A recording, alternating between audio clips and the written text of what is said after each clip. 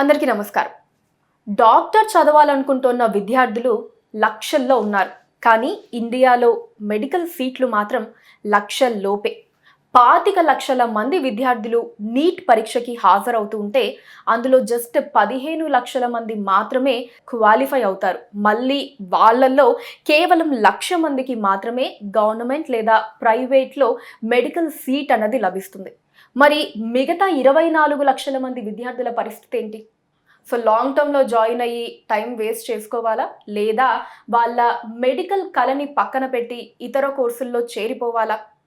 ఇలాంటి విద్యార్థుల్ని గైడ్ చేయడానికి ఇప్పుడు మనతో పాటు ISM focal point managing director Ramarao గారు ఉన్నారు. వారితో మాట్లాడదాం. సార్ నమస్కారం. నమస్తే అమ్మా.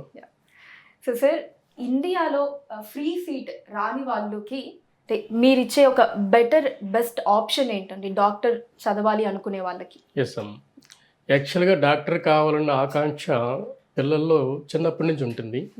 అందుకే బైపీసీ తీసుకుంటారు, నీట్ రాస్తారు, అనేక ఈక్వేషన్స్, కమ్యూనిటీ రిజర్వేషన్స్ అని, లో సీట్ తక్కువ సీట్ ఉండడం అని, ఇలాంటి అనేక కారణాలతో వాళ్ళకి సీట్ రాదు. అంత మాత్రం చేత వాళ్ళు తెలుగు తక్కువలేమి కాదు. ఎందుకంటే 5% కూడా సీట్లు లేని పరిస్థితుల్లో 95% తెలుగు తక్కువలు అంటూ ఉండరు. అలాగే వీళ్ళు బైపీసీలో మార్క్స్ కూడా 98% కూడా ఆల్మోస్ట్ ఉంటాయి. అంత క్లెవర్ స్టూడెంట్స్ డాక్టర్ అవ్వడానికి అనేక ఆటంకాలు మన ఇండియాలో పరిస్థితి ఏంటంటే సీట్స్ తక్కువ ఉండడం వల్ల. సో వీళ్ళు డాక్టర్ కావాలన్న ఆకాంక్షను వదిలేసి వేరే కోర్సులో జాయిన్ అయిపోవడమా, లేదా డాక్టర్ కావాలా అన్న దాని మీదకి వచ్చేటప్పటికి అనేక మంది స్టూడెంట్స్ ఇక్కడ మేము డాక్టర్ కాలేమేమోనని డిప్రెషన్లో వెళ్ళే పరిస్థితి ఉంది. ఇట్లాంటి వాళ్ళకి అబ్రాడ్ ఎంబీబీఎస్ అనేది బెస్ట్ ఆప్షన్. అబ్రాడ్ ఎంబీబీఎస్ కూడాను మనకి ఎట్లాంటి ఆప్షన్ అంటే కంపల్సరీగా చదివాల్సిన ఆప్షన్ అది. అంటే ఇండియాలో కంటే అబ్రాడ్లోనే బెస్ట్ మెడిసిన్ ఉంది, తక్కువ ఫీజులు ఉన్నాయి, ఇండియన్ గవర్నమెంట్ అలౌ చేసే కాలేజెస్ ఉన్నాయి.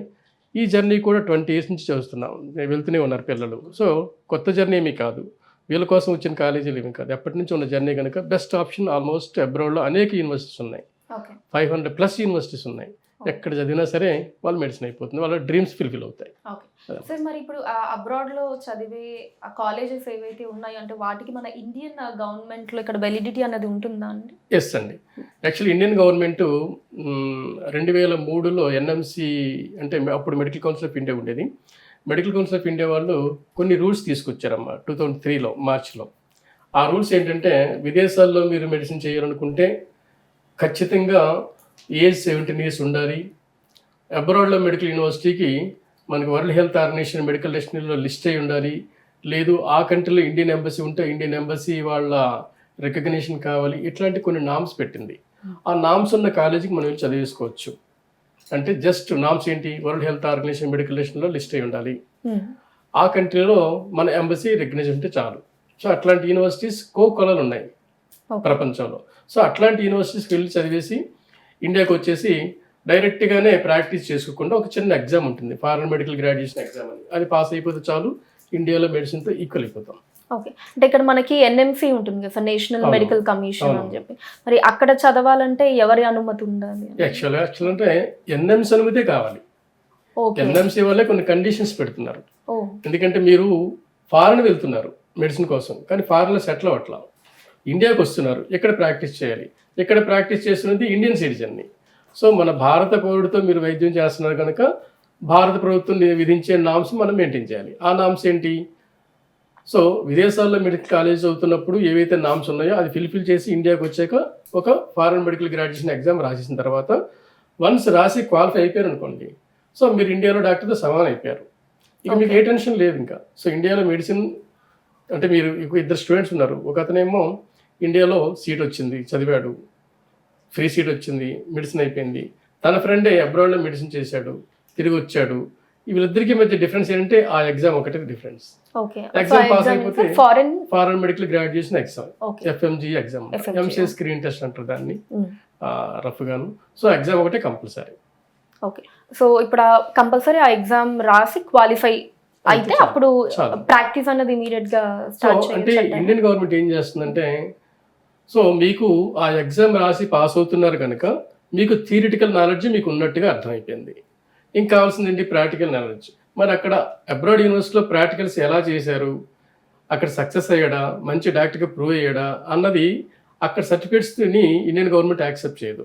సో మళ్ళీ తను ఏం చేస్తుందంటే నీకు ఎంతవరకు ప్రాక్టికల్ నాలెడ్జ్ ఉందని చెప్పేసి ఇక్కడ హౌస్ సర్జన్ చేయమంటుంది ఇండియన్ గవర్నమెంట్ ఒక 1 year ఈ ఎగ్జామ్ పాస్ అయిన తర్వాత. సో ఇండియన్ గవర్నమెంట్ మన గవర్నమెంట్ హాస్పిటల్స్లో 1 year హౌస్ సర్జన్ చేయాలి.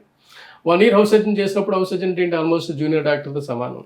సో 1 year తను ప్రాక్టీస్ చేసుకుంటాడు హాస్పిటల్స్లో, పేషెంట్ ఇంటరాక్షన్ నడుస్తుంది, ట్రీట్ చేస్తాడు, సీనియర్ డాక్టర్తో కలిసి పేషెంట్తో ఇంటరాక్ట్ అవుతారు. ఇవన్నీ 1 yearలో తను నేర్చుకుంటాడు. అంటే ఫుల్ ఫ్లెడ్జ్డ్ ఎంబీబీఎస్ డాక్టర్ అయిపోయినట్టు లెక్క.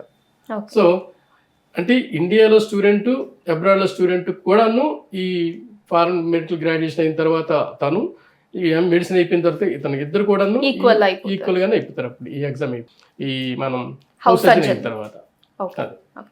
సార్ ఇప్పుడు అంటే ఇలా అబ్రాడ్లో చదువుకునే వాళ్ళు మన దేశంలో అండ్ అలానే మన రాష్ట్రంలో ఎంతమంది ఉన్నారు సార్ విద్యార్థులు? యాక్చువల్గా మీకు 2003లో స్టార్ట్ అయినప్పుడు అని కొద్దిమంది మాత్రమే ఉండేవాళ్ళమ్మా, అతి కొద్దిమంది. ఇప్పుడు చూడండి ఆల్మోస్ట్ నాకు తెలిసి మన ఆంధ్రప్రదేశ్ తెలంగాణలో ప్రతి సంవత్సరం 5 నుంచి 8 వేల మంది స్టూడెంట్స్ అబ్రాడ్కి వెళ్తున్నారు.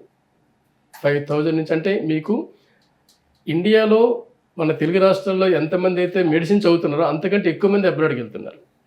అంటే అబ్రాడ్ మెడికల్ కాలేజీల్లోనే డాక్టర్ అవుతున్న వాళ్ళే ఎక్కువ మంది తెలుగు విద్యార్థులు ఉన్నారని అర్థమైపోతుంది మనం.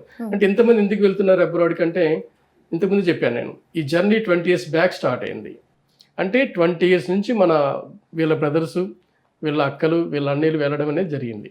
సో అక్కడికి వెళ్తున్న వాళ్ళు అక్కడ ప్రాక్టీస్ చదువు చేసుకుండా ఇండియాకి వచ్చేస్తున్నారు మెడిసిన్ అయిన తర్వాత. ఇక్కడ వాళ్ళ కెరీర్ ఉంది, మన కళ్ళ ముందు కనిపిస్తున్నారు వాళ్ళ కెరీర్ ఏంటన్నది. పీజీలు చేస్తున్నారు, ప్రాక్టీస్ చేస్తున్నారు, మంచి మంచి ప్రావీణ్యత సంపాదించిన డాక్టర్గా తయారవుతున్నారు, సొసైటీలో మంచి గుర్తింపు తీసుకొస్తున్నారు.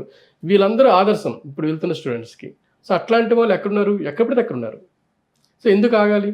ఇక్కడ ఫ్రీ సీట్ రాకపోతే ఇంక వేరే ఆలోచన లేకుండా అబ్రాడ్కి వెళ్ళిపోవడం అనేది గత 10 years నుంచి ఎక్కువైంది. కాబట్టి ఇంతమంది తెలుగు స్టూడెంట్స్ అబ్రాడ్ని చూస్ చేసుకోవడానికి కారణం అది. Okay sir. సార్ ఇప్పుడు సరే ఫారెన్లో మెడిసిన్ చేయాలి అని అనుకునే ఒక స్టూడెంట్కి కంట్రీ సెలెక్ట్ చేసుకోవడం కావచ్చు అండ్ అలానే ఒక కాలేజ్ని సెలెక్ట్ చేసుకోవడానికి నిబంధనలు అవి ఉంటాయి కదా, సో వాటిని ఎలా ఐడెంటిఫై చేయాలి, ఏ ఏ నిబంధనల ప్రకారం కంట్రీని కావచ్చు ఒక కాలేజ్ని కావచ్చు సెలెక్ట్ చేసుకోవాలి? ఎస్ అమ్మా, యాక్చువల్గా నేషనల్ మెడికల్ కమిషన్ ఏం చేస్తుందంటే ఎప్పటికప్పుడు రీసెర్చ్ చేస్తూనే ఉంటుంది అబ్రాడ్ స్టూడెంట్ విషయంలో. 2003లో కొన్ని కండిషన్స్ పెట్టింది, ఆ తర్వాత ఒక 2 ఏళ్ల క్రితం మరొక కొత్త కండిషన్స్ పెట్టింది. ఇప్పుడు ఏంటంటే ఎన్ఎంసి వచ్చిన తర్వాత 2020లో కొత్త రూల్స్ని తీసుకొచ్చింది. ఆ కొత్త రూల్స్ ఏంటంటే అబ్రాడ్లో మెడికల్ కాలేజీకి కూడా ఇండియా లాగే 4.5 years మెడిసిన్ మినిమం చదవాల్సింది, 1 year ఇంటర్న్షిప్ అక్కడే చేయాలి. ఎంతమంది ఏం చేసేదంటే 4.5 years మెడిసిన్ కంప్లీట్ అయిన తర్వాత ఇండియాకి వచ్చి ఇంటర్న్షిప్ చేయాలి ఎగ్జామ్ పాస్ అయిన తర్వాత. ఇప్పుడు ఏముంటుందంటే ఎన్ఎంసి ఇంటర్న్షిప్ అక్కడ చేసి రమ్మంటుంది.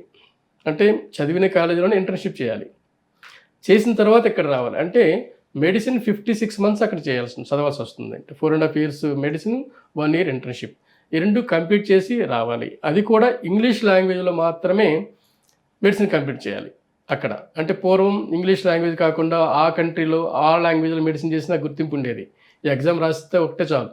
ఇప్పుడు అలా కాదు, ఇండియాలో కూడా ఏదైతే మెడిసిన్ ఉందో, ఏవైతే సబ్జెక్ట్స్ ఉన్నాయో ఫారెన్లో కూడా అదే మెడిసిన్, అదే స్టడీ పీరియడ్ ప్లస్ అవే సబ్జెక్ట్స్ ఉండాలి. అదర్వైజ్ ఆ సర్టిఫికేట్స్ ఇక్కడ వ్యాలిడిటీ కాదు. ఇది కొత్త నిబంధనలు తీసుకొచ్చింది ఎన్ఎంసి యాక్ట్ 2020లో November 19th అనుకుంటాను. సో ఆ కఠినమైన నిబంధనలు యాక్చువల్గా అంటే ఏంటంటే ఈ నిబంధనలు ఉన్న మెడికల్ కాలేజీలు, ఈ నిబంధనలు పాటిస్తున్న కంట్రీస్ చాలా తక్కువ ఉన్నాయి, ఎక్కువేమీ లేవు. పూర్వం మీరు చూశారు ఉధృతంగా వెళ్ళేవాళ్ళు చైనాకి, ఫిలిప్పైన్స్కి. ఇప్పుడు లాస్ట్ 2 years నుంచి ఫిలిప్పైన్స్కి, చైనాకి వెళ్ళడం తగ్గిపోయింది. కారణం ఏంటంటే ఈ నిబంధనలు పాటించే కాలేజీలు అక్కడ లేవు. మన ఇండియన్ నిబంధనలు పాటించేది ఆ కాలేజీలు అక్కడ లేవు.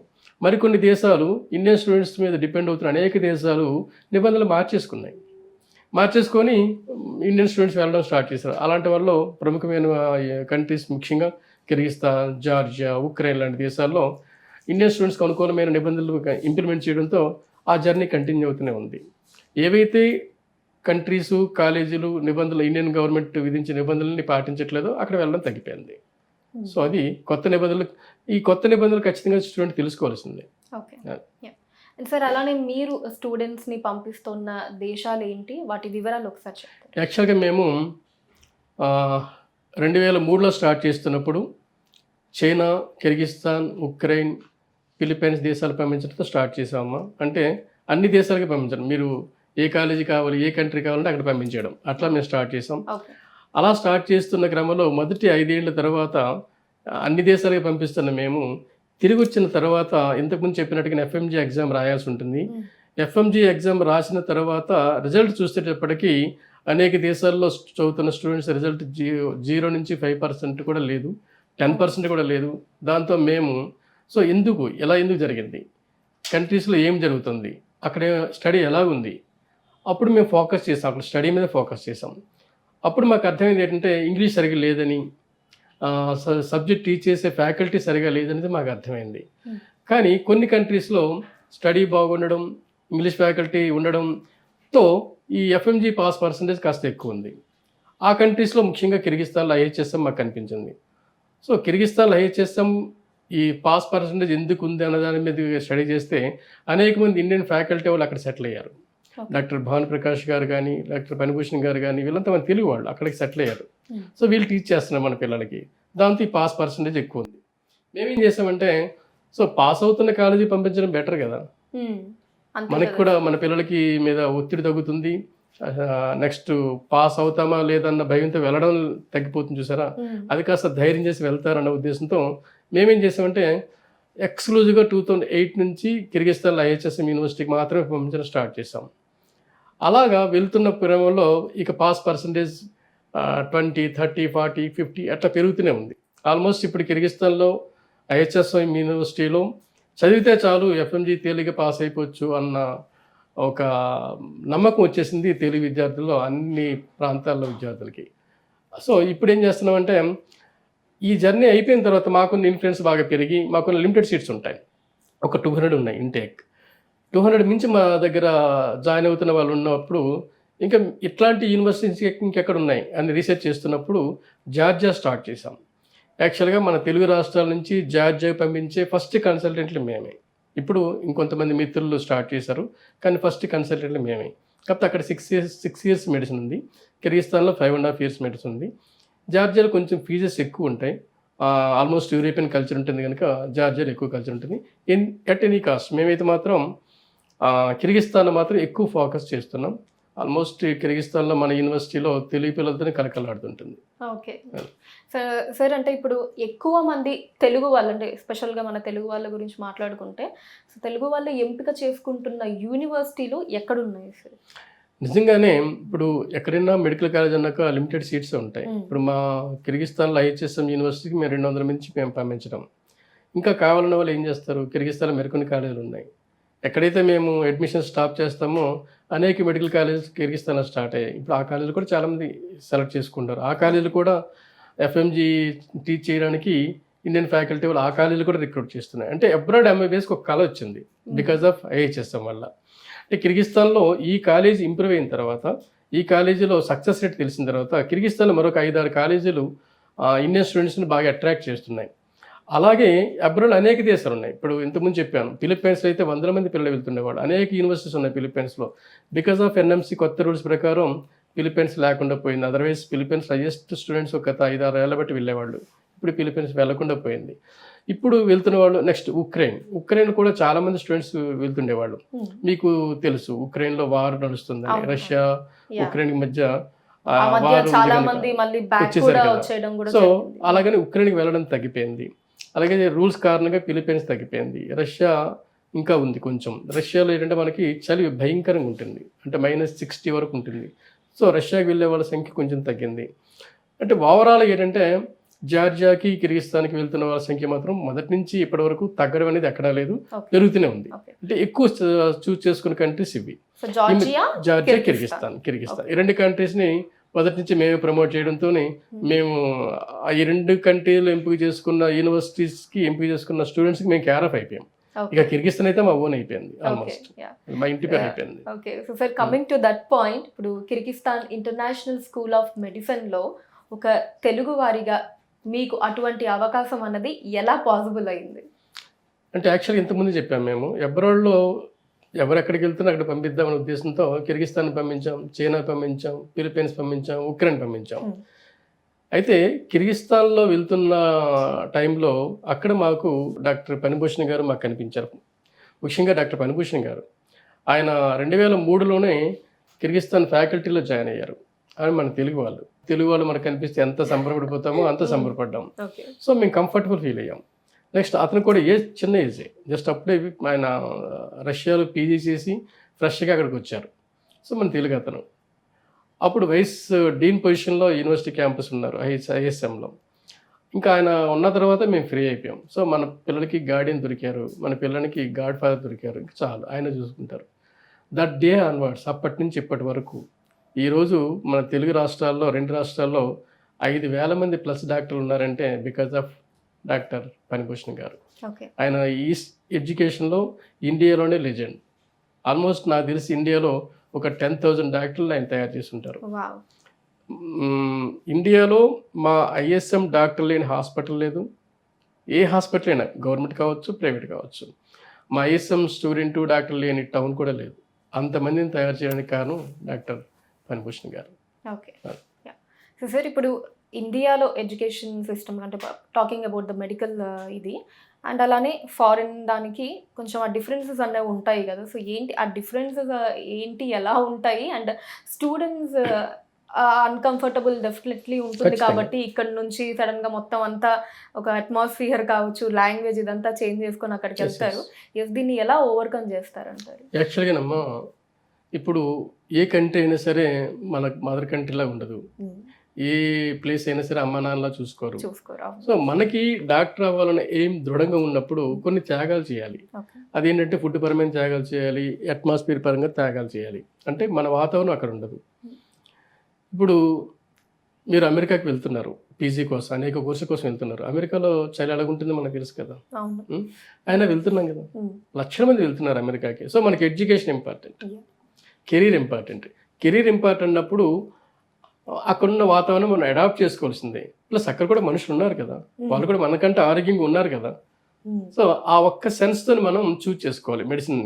ఇప్పుడు మన దగ్గరికి వచ్చినప్పుడు మన కిర్గిస్తాన్ తీసుకోండి. కిర్గిస్తాన్ అనేది ఇది ఒకప్పుడు రష్యాలో పార్ట్, అంటే కమ్యూనిస్ట్ కంట్రీ. ఇక్కడ వాతావరణం తీసుకోండి, మరీ అంత చలి ఏమి కాదు, చలి ఉంటుంది, మరి అంత ఎక్కువేమి కాదు, అంటే అన్బేరబుల్ ఏమి కాదు. ప్లస్ ఒక 3 నెలల తర్వాత మళ్ళీ మన వాతావరణమే కనిపిస్తుంది. ఇకపోతే కాస్ట్ ఆఫ్ లివింగ్ చాలా తక్కువ ఉంటుంది. ఈ చిన్న దేశంలో ఉన్న గొప్ప విషయం ఏంటంటే ఇది మెడిసిన్ హబ్గా డెవలప్ అయింది సోవియట్ రష్యా టైంలోనే ఈ కంట్రీలో. సో నెక్స్ట్ ఇంకోటి ఏంటంటే అబ్రాడ్ స్టూడెంట్స్ని అట్రాక్ట్ చేసే వాతావరణం అక్కడ ఉంది. అంటే ప్రతిదీ కూడా మీకు ఏం కావాలి, స్టూడెంట్కి ఏం కావాలి, ఎడ్యుకేషన్ కావాలి, స్టూడెంట్కి ఏ ఫెసిలిటీస్ కావాలి, ఫుడ్ కావాలి, స్టూడెంట్కి ఏం కావాలి, కేర్ టేకింగ్ కావాలి. సో మనకి ఏం కావాలో మీరు మీ మెస్ని తెచ్చుకోండి, మీ ఇన్ఛార్జెస్ని తెచ్చుకోండి, మీ కుక్స్ని తెచ్చుకోండి, మేము ప్రొవైడ్ చేస్తున్నాం అని చెప్పడంతో మనకి ఏది కావాలో వాళ్ళు ప్రొవైడ్ చేసినప్పుడు సో ఫీజులు కట్టడానికి పేరెంట్ రెడీగా ఉన్నప్పుడు ఇంకా ఏ ఫెసిలిటీ అయినా క్యాంపస్ ఇవ్వడం అది కష్టం కాదు, ఏ ఇన్స్టిట్యూట్కి అయినా సరే. సో అట్లాంటి ఫెసిలిటీస్ యూనివర్సిటీ క్యాంపస్లో ఫుడ్ పరమైన ఫెసిలిటీస్ కానీ, అమ్మాయిలకి అబ్బాయిలకి సపరేట్ హాస్టల్స్ ఫెసిలిటీస్ కానీ, ఇవన్నీ కాలేజీ ప్రొవైడ్ చేసింది కనుక ఎక్కువ మంది వెళ్ళడానికి పాసిబిలిటీ వచ్చిందనమాట. ముఖ్యంగా కిర్గిస్తాన్లో సో అంత మరీ డిఫికల్టీస్ ఏం ఫేస్ చేయాల్సిన అవసరం ఉండదు అంటారు. కేర్ టేకర్స్ కూడా మన వాళ్ళే కదా, బాబాయ్లా పిలిచే వాళ్ళు ఉన్నారు, ఆంటీలా పిలిచే వాళ్ళు ఉన్నారు, తెలుగు మాట్లాడే వాళ్ళు ఉన్నారు, ఎక్కడో బంధుత్వాలు కూడా కలుస్తాయి, దూర బంధుత్వాలు కూడా కలుస్తాయి. సో మనం ఏదో దూరం వెళ్ళామని కాదు, చుట్టానికి వెళ్ళిన ఫీలింగ్ కనిపిస్తుంది ఎక్కువ మంది తెలుగు విద్యార్థులకి. అండ్ అలానే సార్ కొంతమంది విద్యార్థులు పోస్ట్ గ్రాడ్యుయేషన్ చదవాలనుకుంటున్నారు. సో అటువంటి వారికి మీ క్యాంపస్లో ఎటువంటి టీచింగ్ ఉంటుంది? ఇప్పుడు యాక్చువల్గా మెడిసిన్ అంటేనే ఎంబీబీఎస్తో సరిపెట్టుకోకుండానే అది పీజీ చేస్తేనే ఫుల్ పెద్ద డాక్టర్ అనుకుంటాం. కానీ ఇండియన్ గవర్నమెంట్ ఏం చేస్తుందంటే ఎంబీబీఎస్కి ఇన్నంత రిలాక్సేషన్ పీజీకి ఇవ్వట్లేదండి. అంటే మీరు ఎంబీబీఎస్ చేయాలనుకుంటే అబ్రాడ్లో అనేక యూనివర్సిటీస్కి వెళ్ళిపోవచ్చు. జస్ట్ అక్కడ ఇంగ్లీష్ లాంగ్వేజ్ ఉంటే చాలు, 56 కరికులం ఉంటే చాలు, ఇండియన్ కరికులం ఉంటే చాలు, ఇలాంటి 2-3 చిన్న చిన్న కండిషన్సే పెట్టింది, వెళ్ళిపోవచ్చు.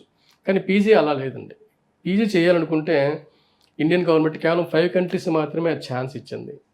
ఆ 5 కంట్రీస్ కూడా English speaking countries, America, Britain, New Zealand, Australia, Canada.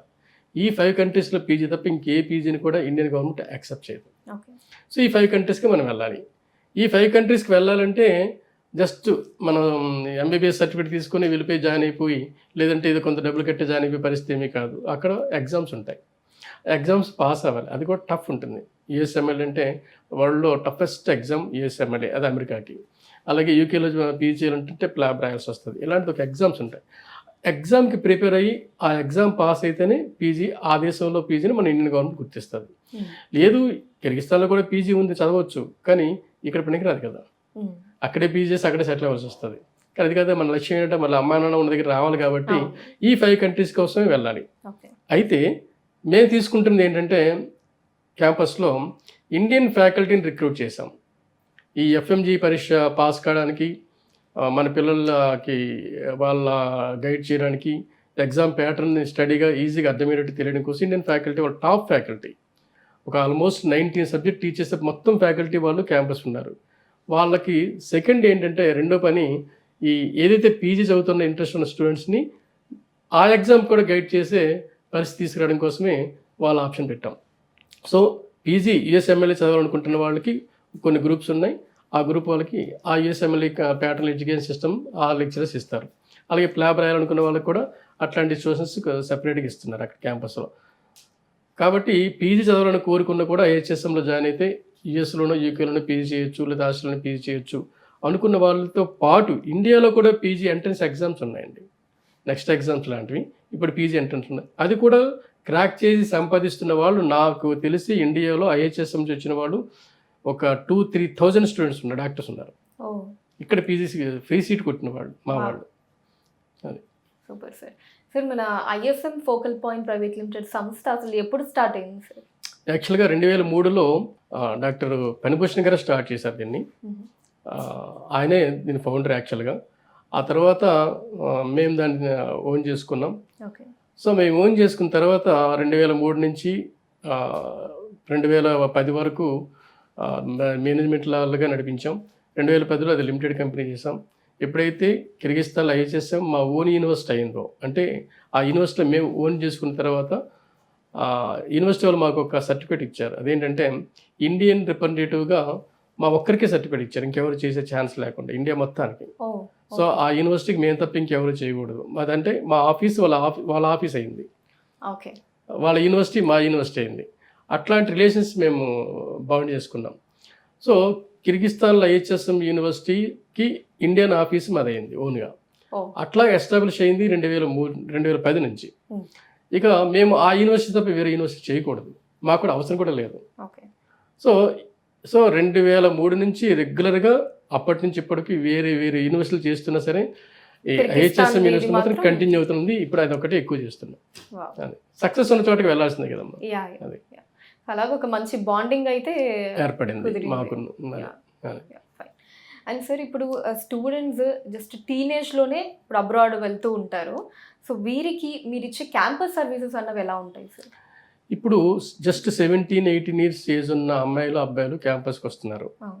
వాళ్ళ పేరెంట్స్ ఫస్ట్ అడిగేది ఏంటి, సెక్యూరిటీ ఎలా ఉంటుంది అని. సెకండ్ అడిగేది ఏంటి, ఫుడ్ ఎలా ఉంటుంది అని. ఆ తర్వాత ఎడ్యుకేషన్, అంటే ఎడ్యుకేషన్ థర్డ్ అనమాట. ఈ రెండు ముఖ్యం, ఎందుకంటే ఫారెన్లో ఉంటున్నా కనుక. సో మేమేం చేసామంటే యూనివర్సిటీ క్యాంపస్లోనే ఇండియన్, అంటే మన తెలుగు వాళ్ళతోనే సొంతంగా మెస్ రన్ చేస్తున్నాం. అంటే మనం తింటున్న ఫుడ్ ఐటమ్స్ అక్కడ కనిపిస్తున్నాయి. మీరు ఇంట్లో అమ్మా నాన్న ఏదైతే ఫుడ్ పెడుతున్నారో, హైదరాబాద్లో ఏదైతే మనం ఫుడ్ తింటున్నామో, హైదరాబాద్లో లేదు విశాఖపట్నంలో ఏదైతే ఫుడ్ తింటున్నామో, విజయవాడలో ఏదైతే ఫుడ్ తింటున్నామో, తిరుపతిలో ఏదైతే ఫుడ్ తింటామో అదే ఫుడ్ని మనం యూనివర్సిటీ క్యాంపస్లో సర్వ్ చేస్తున్నాం. వండేది కూడా మన వాళ్ళే, వడ్డించేది మన వాళ్ళే. సో ఫుడ్ ప్రాబ్లమ్స్ క్లియర్ అయ్యాయి. Next education. ఆ యూనివర్సిటీలో అక్కడ ఉన్న లోకల్ ఫ్యాకల్టీ వాళ్ళు యూఎస్లోనో యూకేలోనో స్టడీ చేసి అక్కడ డాక్టర్గా ప్రాక్టీస్ చదువుకున్న వాళ్ళే నిష్ణాతులైన ప్రొఫెసర్స్ని వాళ్ళు రిక్రూట్ చేశారు. అయితే మనం అక్కడితో సాటిస్ఫై కావట్లా. ఎందుకంటే మన స్టూడెంట్ అక్కడ చదివిన తర్వాత మళ్ళీ ఇండియాకి రావాలి, ఇండియాలో సెటిల్ అవ్వాలి, ఇక్కడ ఎగ్జామ్స్ పాస్ అవ్వాలి, ఇక్కడ పీజీ చేయాలి, ఇక్కడ ప్రాక్టీస్ చేయాలి. కాబట్టి ఇండియన్ వాతావరణం అక్కడ కల్పించడం కోసం మనం ఏం చేసామంటే 19 సబ్జెక్ట్ చేసి ఇండియన్ ఫ్యాకల్టీని రిక్రూట్ చేసాం యూనివర్సిటీ క్యాంపస్లో.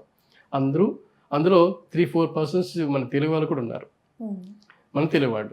సో కిర్గిస్తాన్లోనే మన క్యాంపస్లో తెలుగు ప్రొఫెసర్స్ ఉన్నారు. అరే ఒరే అని పిలిచేంత స్థాయిలో పిల్లల్ని, ఆ స్థాయిలో ఉన్న రిలేషన్స్ ఉన్న ప్రొఫెసర్స్ ఉన్నారు.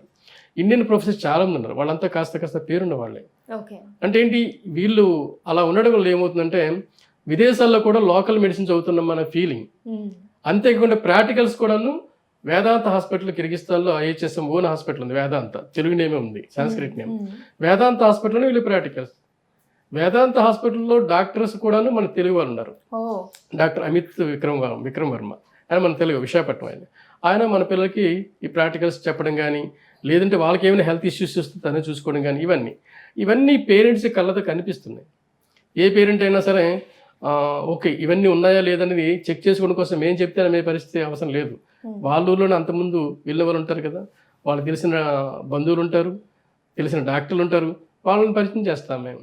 ఓకే, మన బంధువులు ఇవన్నీ అంటే పేరెంట్కి పూర్తిగా నమ్మకం కుదిరిన తర్వాత మేము పంపిస్తాం.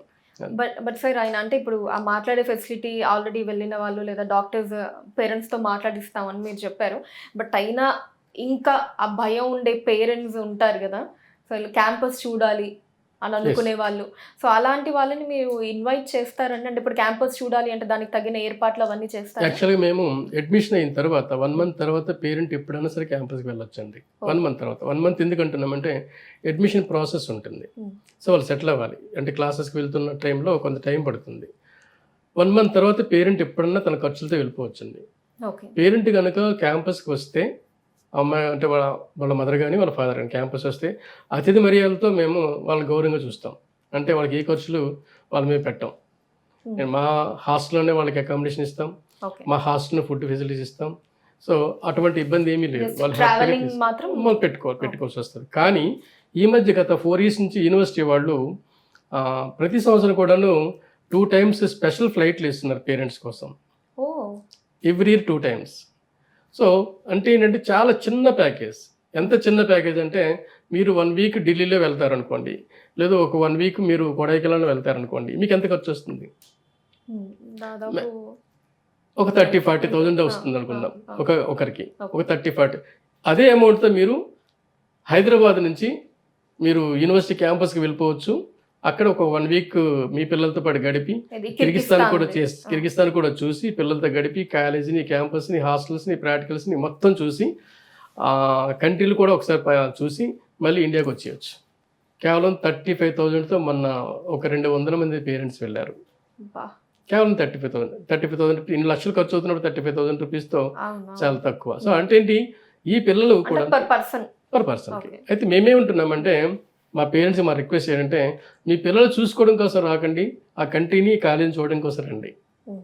ఎందుకంటే పిల్లలు మేము చూసుకుంటున్నాం అదనమాట. అంటే వాళ్ళు ఆ అవసరం కూడా పెద్దగా అనిపించింది, ఎందుకంటే పిల్లలతో రోజు మాట్లాడతారు. అంతకంటే సీనియర్స్ పిల్లలు కొంతమంది ఉంటారు, వాళ్ళ బంధువులతో ఉంటారు. సో కేర్ టేకర్స్ కూడా మన వాళ్ళే, మన మదర్ టంగ్లో మాట్లాడే కేర్ టేకర్స్ ఉంటారు. పెద్ద టెన్షన్ ఏమీ లేదండి. కాకపోతే వాతావరణం పరిస్థితులు కొన్నిసార్లు ఎక్కడో ఏదో జరిగిందంటే మనం కంగారు పడతాం, అమెరికాలో జరిగిందంటే ఇక్కడ మనం కంగారు పడతాం. అట్లాంటిది ఉంటున్నప్పుడు పేరెంట్స్కి మోర్ ఇమ్యూనిటీ మేము కనెక్ట్ అవుతాం, కాబట్టి ఆ టెన్షన్ కూడా ఎప్పుడు లేదండి. సార్ ఈ ఇయర్ అడ్మిషన్స్ స్టార్ట్ అయ్యాయండి? యాక్చువల్గా నీట్ ఎగ్జామ్ మా క్వాలిఫికేషన్ ఎగ్జామ్ అండి. ఇంటర్మీడియట్ రిజల్ట్ ఆంధ్రప్రదేశ్లో వచ్చేసింది, తెలంగాణలో కూడా ఈ వారంలో వచ్చేస్తుంది. ఇంటర్మీడియట్ పాస్ అయిన వాళ్ళు మీలో జరిగే నీట్ ఎగ్జామ్కి ప్రిపేర్ అవుతున్నారు. సో నీట్ ఎగ్జామ్ అయిన తర్వాత రిజల్ట్ ఆల్మోస్ట్ మేలో కానీ June 1st weekలో కానీ ఆ రిజల్ట్ కూడా వచ్చేస్తుంది. ఆ రిజల్ట్ వచ్చినప్పుడు మీరు ఇంతకుముందు అన్నట్టుగానే 25 lakhs ఇప్పుడు రాస్తున్నారు ఇండియా మొత్తం మీద. అందులో more than 50% క్వాలిఫై అవుతారు, కానీ 1% క్వాలిఫికేషన్ ఉంటుంది. అందులో మిగతా వాళ్ళు ఎవరైతే ఉన్నారో వాళ్ళు మా టార్గెట్ అండి, వాళ్ళకి మెయిన్ టార్గెట్. సో అబ్రాడ్ వెళ్ళాలనుకున్న వాళ్ళకి, అంటే మా సంఖ్య చాలా పెద్దగా ఉంది, మమ్మల్ని కోరుకునే వాళ్ళు 24 lakhs ఉన్నారు. కాకపోతే వాళ్ళు మేము అట్రాక్ట్ చేయాలంటే మా సర్వీసులు కావాలి, మేము సర్వీస్లో సక్సెస్ అవ్వాలి, అలాగే ఎడ్యుకేషన్ అకాడమిక్గా సక్సెస్ అవ్వాలి, వాళ్ళ నమ్మకాన్ని మేము పెంచుకోవాలి. ఇది లేకపోతే అబ్రాడ్ MBBS అనేది పూర్తిగా మార్కెట్లో దెబ్బతింటుంది. మెయిన్ చేయాల్సింది ఏంటంటే మాకు ఎగ్జామ్స్, నీట్ ఎగ్జామ్స్ అయిపోయిన వెంటనే మా క్యాంపెయిన్ స్టార్ట్ అవుతుంది. అంటే ఇక్కడ ఫ్రీ సీట్ వచ్చిన వాళ్ళు ఎవరు మా దగ్గర రారండి, అబ్రాడ్ MBBSకి ఎవరు కూడా ఇక్కడ ఫ్రీ సీట్ వచ్చిన వాళ్ళు రారు. ఫ్రీ సీట్ రాని వాళ్ళే మమ్మల్ని అప్రోచ్ అవుతారు. ఇంటేక్ ఎలా ఉంటుంది సార్? యాక్చువల్గా సెప్టెంబర్ ఇంటేక్ అమ్మ ఇది. అంటే ఇక్కడ సీట్స్ అన్నీ అలాట్ అయిపోయిన తర్వాత, జాయిన్ అయిపోయిన తర్వాత ఎవరైతే సీట్ రాని వాళ్ళు ఉంటారో వాళ్ళు మమ్మల్ని అప్రోచ్ అయినంత వరకు టైం తీసుకుంటాం. సెప్టెంబర్లో వీళ్ళని పిల్లలు పంపిస్తాం. ఇక్కడ ఆగస్ట్ కల్లా అదంతా కంప్లీట్ అయిపోతుంది ఇండియాలో. సెప్టెంబర్లో మా పిల్లలు వెళ్తారు. సరే, ఇప్పుడు ఇండియాలో కాకుండా యుఎస్లోనో యూకేలోనో పోస్ట్ గ్రాడ్యుయేషన్ చేయాలనుకునే మీ స్టూడెంట్స్కి క్యాంపస్లో ఉండే సిస్టమ్ ఏంటండి? యాక్చువల్లీ అబ్రాడ్కి వెళ్తున్నప్పుడు, మెడిసిన్ చదువుతున్నప్పుడు, ఇండియాలో అయినా సరే ఫారెన్ అయినా సరే పిల్లలు ఏమనుకుంటారంటే అమెరికాలో డాక్టర్ అవుదాము అని కలలుగంటారు, లేదా యూకేలో డాక్టర్ అవుదామని కలలుగంటారు, లేదా కెనడాలో అవుదామని కలలుగంటారు. ఈ కళలు ఫుల్ఫిల్ చేసేటప్పుడు ఎంబీబీఎస్ కోసం మన దగ్గరికి వస్తారు. సో ఎంబీబీఎస్ చదువుతున్న 11 సెమిస్టర్స్ అంటే 4.5 years 1 year ప్రాక్టికల్ చేస్తున్నప్పుడు కూడాను అమెరికా అంటూనే ఉంటారు కొంతమంది, ఒక సెక్టర్. సో వాళ్ళని మనం సాటిస్ఫై చేయడానికి ఇండియన్ ఫ్యాకల్టీ వాళ్ళ మీద మనం ఫోర్స్ చేస్తున్నాం. వీళ్ళకి సరిపడా సబ్జెక్ట్స్ని టీచ్ చేయండి, స్పెషల్ క్లాసెస్ కండక్ట్ చేయండి. సో వాళ్ళు ఏం చేస్తారంటే వీళ్ళ ప్రోగ్రెస్ రిపోర్ట్ని చూసి, ఇప్పుడు మీరు అమెరికా వెళ్ళాలనుకుంటారు కానీ మీ ప్రోగ్రెస్ రిపోర్ట్ సరిగ్గా లేదనుకోండి, ఆశ ఉండొచ్చు కానీ మీరు ఉండాలి కదా, మీకు పుష్ చేయాలి కదా. సో పుష్ చేసినా అందుకోగలరు అనుకున్న వాళ్ళని కొంతమందిని వాళ్ళే సెలెక్ట్ చేస్తారు మా ఫ్యాకల్టీ వాళ్ళకి స్పెషల్ క్లాసెస్ కండక్ట్ చేయడం, యూఎస్ఎంఎల్ క్లాసెస్ తీసుకోవడం, నెక్స్ట్ ల్యాబ్ క్లాసెస్ తీసుకోవడంతో వాళ్ళ డ్రీమ్స్ని సక్సెస్ చేసే బాటలో వీళ్ళని తీసుకువెళ్తారు. అంతేకాకుండా 3rd year తర్వాత మీకు ఎగ్జామ్స్ కండక్ట్ చేస్తారు కనుక 3rd years నుంచి మనకి ఎలిజిబుల్ యూఎస్ఎంఎల్ రాయడానికి. కానీ 3rd year నుంచి ఆ ఎలిజిబిలిటీ టైంలో వాళ్ళ చేత ఈ ఎగ్జామ్స్ రాయిస్తూ అనేక మంది సక్సెస్ అవుతున్నారు పిల్లలు. అంటే మెడిసిన్ అయినంటే డైరెక్ట్గా యూకేకి వెళ్ళిపోవడానికి. ఈ మధ్యనే డాక్టర్ శ్రీనివాస్ చక్రవర్తి ప్రస్తుతం ఫైనల్ ఇయర్ చదువుతున్నాడు. ఆ పిల్లడు చదువుతున్న టైంలో యూఎస్ఎంఎల్ ఫస్ట్ అటెంప్ట్ కంప్లీట్ చేశాడు. అదంతా ఈజీ ఏమీ కాదు.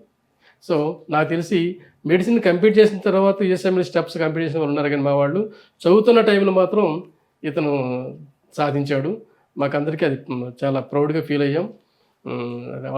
అతను కూడాను, ఆ స్టూడెంట్ కూడాను యాక్చువల్గా ఐఎస్ఎంలో తప్ప ఇంకెక్కడైనా నేను చదివేవాడిని అయినా నాకు యూఎస్ఎంలో కొట్టేవాడిని కాదండి, నాకు మంచి హెల్ప్ చేశారంటూ నాకు మొన్న వీడియో పంపించాడు తను.